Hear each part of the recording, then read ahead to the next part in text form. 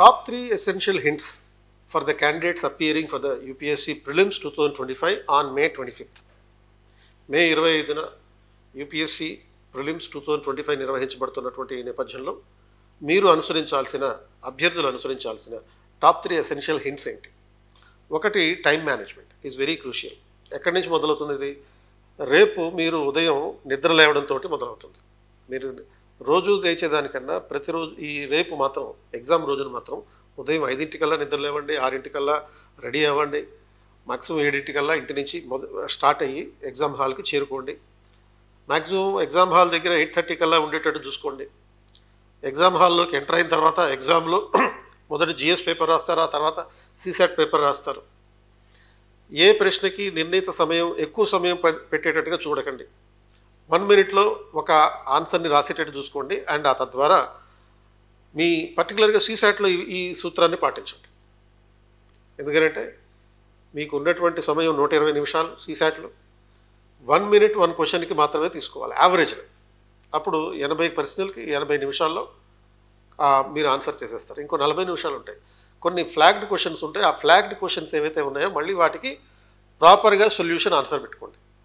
రెండోది, కొన్ని సందర్భాల్లో మీరు గెస్ చేయాల్సి ఉంటుంది ఆన్సర్స్ని. ఈ గెస్ చేసేటప్పుడు నెగిటివ్ మార్కింగ్ ఉందనే విషయాన్ని గుర్తుపెట్టుకోండి. అనవసరంగా మీకు తెలియని విషయాలకి ఫ్లయింగ్ గెసెస్ ఇవ్వకండి. ఫ్లయింగ్ గెసెస్ అంటే అసలు ఏమాత్రం అవగాహన లేని ప్రశ్నలకి గెస్ చేసి ఆన్సర్ పెట్టడం, అది అవాయిడ్ చేయండి. సో నెగిటివ్ మార్కింగ్ అనేది మీరు గెస్ చేసి ఆన్సర్ పెట్టినా తప్పైనా లేకపోతే ఇంకో రకంగా అయినా కానీ కంపల్సరీగా ఉంటుంది. కాబట్టి నెగిటివ్ మార్కింగ్ తగ్గించుకునే అవకాశం ఉండాలి. మూడోది, stay calm and stay focused. అంటే don't over think and don't go for the last minute revision. Don't read anything today, and even if you are reading anything, don't read anything that you cannot revise.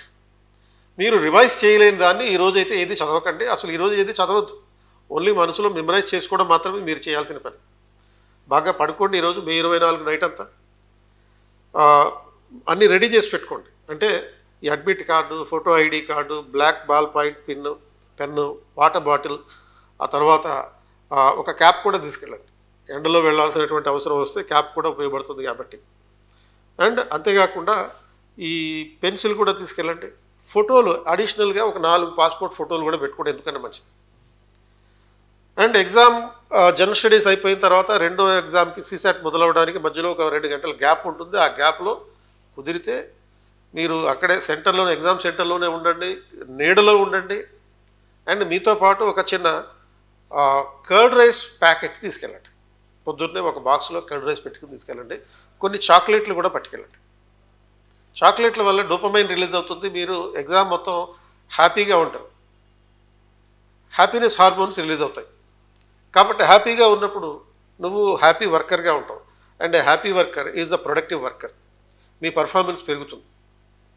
ఫైనల్గా bonus ఇంకో point ఏంటంటే,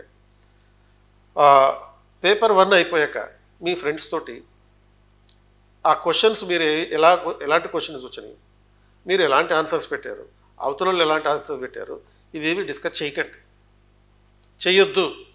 ఇది ఏమైనా discuss చేయాలంటే paper 2 అయిపోయాక discuss చేయండి. అంటే CSAT అయిపోయాక చేయండి. Best of luck for UPSC prelims exam. ఇది ఫిజికల్గా ఎంతైతే స్ట్రెస్ కోరుతుందో ఈ ఎగ్జామ్ మెంటల్ గేమ్ కూడా ఉంటుంది దీంట్లో.